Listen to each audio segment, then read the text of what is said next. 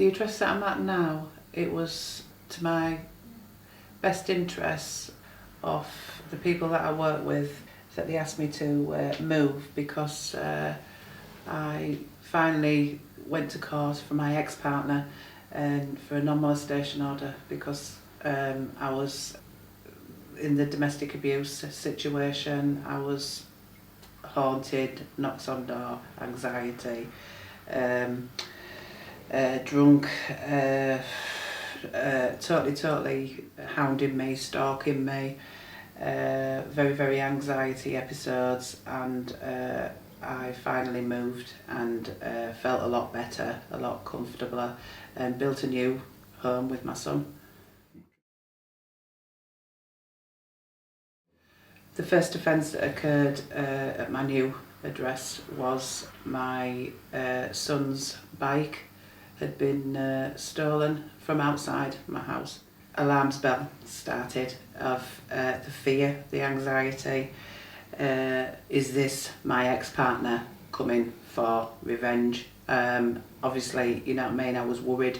I'd reported it to the police. Obviously my son was a bit sloppy, he didn't have the lock on, but that was outside my house, do you know what I mean? And I was really concerned if it was my ex-partner, so alarm bell started ringing and I was worried. I'd discussed it with my family and I'd also discussed it with the police as well, but there was no link or evidence, but I was starting to get quite worried. So obviously we bought a new bike for my son, and to reduce the risk I put it in my sister's closed yard and locked it up. That bike had got stolen, and obviously then alarm bells would start racing because my son came round. He went round that morning to take it to school, and he came round to me and he was absolutely in floods of tears. Couldn't believe it, what had happened, because he said, "Mum, you know what I mean, is this, you know what I mean, going to be a regular occurrence?" He was really, worried, and it brought a lot of fear and anxiety again. Alarms bells started raising. Is this going to be my ex-partner again? And I was worried. I'd reported it immediately to the police and explained my circumstances to the police, and it'd also been locked up. And that's when I sort of took it into my own hands and put it on media, because I needed to do something. As well as I didn't mind what the police were doing, but I knew, you know what I mean. And when I put it on media, that was when it got took into groups or whatever. I put a picture of the bike and everything, and I realised it was found in a field. I bought my son like a second-hand bike, you know what I mean, from social media. And I thought, this is going to have to do for now, because we had to keep his other one, you know what I mean, for fingerprints and everything in the garage. So I've tried to put it on a lock outside, and then we woke up to no wheels. Yeah. Reported that to the police. Grave concern yet again, but known that, you know what I mean, when it came up on media, that I had an idea who it was, you know what I mean, but it wasn't properly, told who it was. And then a couple of days later, I received a knock at door, police, and they said they came in and my son was there because he had to sort of witness, make sure that, you know what I mean, there were his wheels, and they just said that these were found in a certain person's house. I was relieved because of my ex, do you know what I mean? But in a way, it was fear of targeting. If this person was going to target me, and it brought all the fear of the anxiety of the non-molestation order and everything. I was just really concerned that if this person was going to target me, and I was just worried, and I spoke to the police about this, that I'm just getting a bit anxious now if this person's going to target me because it's a second offence, and that's what triggered a lot of fears off me, inside me as well, and I even went to doctors as well. Roughly there was 3 offences in the period of 7 to 8 months, something like that, yeah. About 7 to 8 months. And then I got a letter off the police stating that he had suspended prison sentences for the offences that he committed. Somebody had told me that he was in prison for accumulation of things, you know, but I thought, has it got anything to do with these offences because they were suspended? You know, for the offences of like, from what I can gather, that if you've got a suspended prison sentence, you know, your next offence you get, you know, put into prison. When I received a phone call off Restorative Justice, I was shocked of, you know, what this system, you know, was all about, and I was wanting to, you know, like look into it more. Do you know what I mean? Because like from what I can gather, the system was that the perpetrator was willing to, what I was told, that he was going to apologise for all his offences and what he'd done. You know, and that's what the whole part of the system, you know what I mean, was about, supporting him. What I was told that when they phoned me up, that he was willing to apologise, and he had a letter to say of his apologies, and I thought, well, it might be mindset for me as well to realise that it might help me a lot, you know, having, you know, something like that, than not having all this fear, because I was always worried that when he came out of prison that he might start to commit an offence, he might start to target me. I never had these questions answered at all, do you know what I mean? And I wanted to, you know, speak to the people that have phoned me from Remedies about this situation.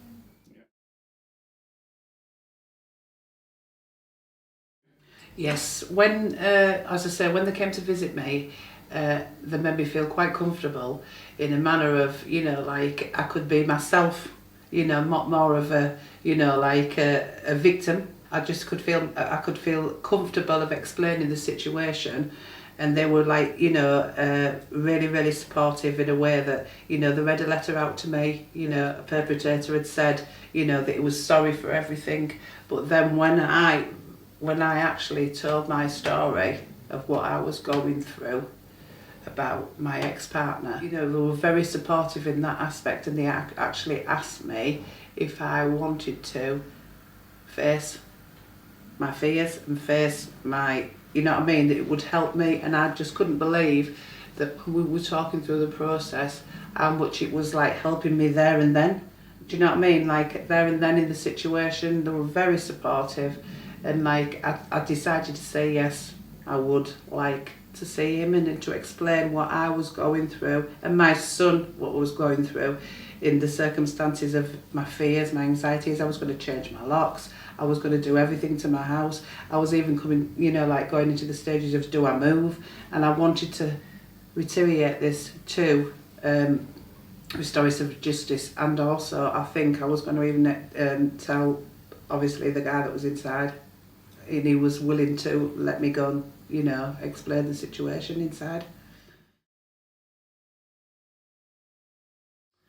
The day that I was going to prison, when I went to, I was quite anxious the night before and the day. Obviously, you know what I mean, the support there was phenomenal. You know, there was a worker, you know what I mean, she was really good to me, and we were just talking about everything, but I could feel my, you know what I mean, my anxiety levels raise like to a 9 out of 10, you know, because I thought, right, I'm going to go and see this guy, I'm going to ask him all sorts of questions. I just wanted a part of closure of the situation and dealing with, you know what I mean, like talking about what I was going through. That was the most important thing. What I was going through, he didn't know, because the crimes that he was committing, he didn't know what I was going through, and that was the most important thing that I needed to get to this guy, to tell him that I was in anxiety mode to an extent of it. I was worried if he was targeting me, if he was, what he was doing to me and to my son, because my fear level was, it stressed me out beyond belief. When I got to the prison, obviously when I met the offender, he was very apologetic. Obviously I wanted to listen to him, and I let him, because you know what I mean, that was the whole system. We were sat in a room, it was comfortable, it was really good. They made me feel really comfortable, and you know what I mean, they taught me through the process and everything, and you know, I felt anxious because I knew I was going to see him, but he apologised, he told me why and everything, and you know, he wanted to rebuild his life when he was coming out, and he'd also explained why, you know, and he has a lot of issues, and I listened, fair play, I listened. And then when I explained my situation, which was detrimental to me, do you know what I mean, because I needed to do that, and I needed to explain, first of all, my son is paramount, do you know what I mean, to me. And I explained to him, and I said, this is, you know, this is what's happened, and this is why. You know, I actually sat and I faced him, and I explained to him what I was going through. I mentioned the non-molestation order, I mentioned what I've been going through, and I mentioned what my anxieties level went really, really high. I even mentioned self-harm, and I really didn't want to, but then I wanted, not for like, oh, you know, I wanted to mention that's the degree that it was, you know, my anxieties were, you know, like raised really high. And my son, obviously, you know, and I explained to him, and he listened, and he was quite shocked, to be honest. And then, as I say, when the meeting finished, I felt relieved, but also, you know what I mean, like quite calm, you know what I mean, and I felt like I was more focused. And then when we discussed obviously the outcome of the meeting, that if I ever did see him, you know what I mean, or if he ever did see me, would we speak? Yeah, I would, because I just think, you know what I mean, I just want to, you know, like it's another part of the process of closing down the process. And you know, if we did see each other, we would speak, but that was always in the back of my mind as well. If I did see him, would I, or wouldn't I, or would he, or wouldn't I? That's the other thing as well that would intrigue me, but in a, you know what I mean, in a respectful manner. And I also spoke to my son when I left the prison as well, to say that I'd spoken to the offender, and he's apologised. And I also wanted to do that because that was paramount to me as well, you know, because it was all to do with my son as well, you know, with his bikes and that. And yeah, my son was actually okay. He just sort of like said, oh, did he really say sorry? I said, yeah. I said, he said sorry, you know, and he said sorry for what he's done. You know, everybody's got to have a second chance, because believe you me, I've given people second chances and I've seen them shine. But yeah, and I just explained to him that everybody, I didn't tell him in, you know, like in big detail, but I just said, yeah, you know what I mean, everybody deserves a second chance, because, you know what I mean, and he said, yeah, you're right, Mum, you know, and I said, oh, I'm pleased, do you know what I mean, I'm pleased.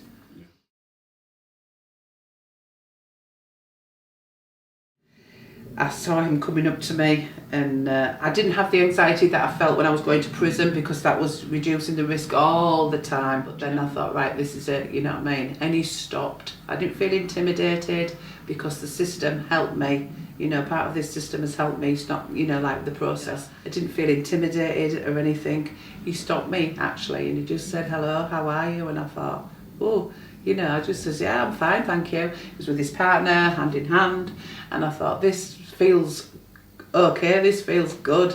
From where I was like a year ago to now, do you know what I mean? It's just made a massive impact on my life. And then he just said to me, I said, are you okay? And he said, yeah, I'm doing fine, you know what I mean? And he just said to me, talking to me, and he just said, no problem at all, you look after yourself. And I thought, wow, put myself on a risk factor now, really low, thanks to, do you know what I mean, this system and this process that's really, really helped me. Absolutely. Restorative Justice has really, really helped me in many, many ways. Anxiety, just the whole process of it from start to finish has really, you know, helped me just be level-headed. It's given me more confidence as well, to be honest, yeah. It's given me more confidence, you know. I think it should be out there to realise that there's people out there that don't realise that when these people commit these crimes, what the other person's going through. And what it, you know what I mean, it's a massive, it's helped me a lot, because I wouldn't have gone through the process and I wouldn't be feeling this confident.